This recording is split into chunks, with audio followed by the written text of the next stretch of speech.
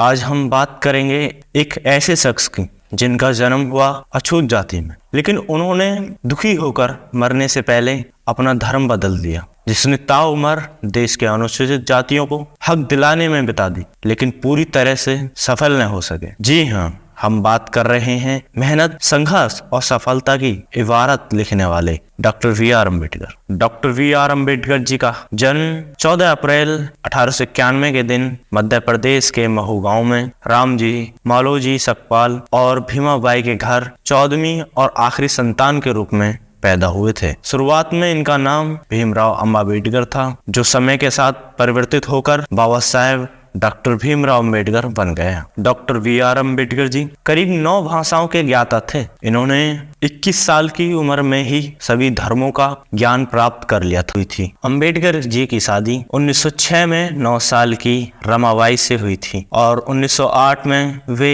Elphinstone college में दाखिला लेने वाले पहले दलित बच्चे बने। डॉक्टर वी आर अम्बेडकर जी के पास कुल 32 डिग्रियां थीं। वे विदेश जाकर अर्थशास्त्र में पीएचडी करने वाले पहले भारतीय थे। नोबेल प्राइज जीतने वाले अमर्त्य सेन अर्थशास्त्र में इन्हें पिता मानते थे। डॉक्टर वी आर अम्बेडकर जी पेशे से वकील थे। इन्होंने 2 साल तक मुंबई के सरकारी लॉ कॉलेज में प्रिंसिपल के पद पर काम किया था। भारतीय तिरंगे झंडे में अशोक चक्र लगवाने वाले भीमराव अम्बेडकर जी ही थे। वर्तमान में जो उद्योगों में 8 घंटों की शिफ्ट होती है, यह सब अम्बेडकर जी की ही देन। पहले 12-14 घंटों श्रमिकों को काम करना पड़ता था। भीमराव अम्बेडकर जी संविधान निर्माता करने वाली समिति के अध्यक्ष थे, इसीलिए इन्हें संविधान निर्माता कहा जाता है। बाबा साहब अम्बेडकर ने 50 के दशक में कहा था कि बिहार और मध्य प्रदेश का विभाजन कर दो। उस समय किसी ने नहीं सुनी थी, जिसके बाद सन 2000 में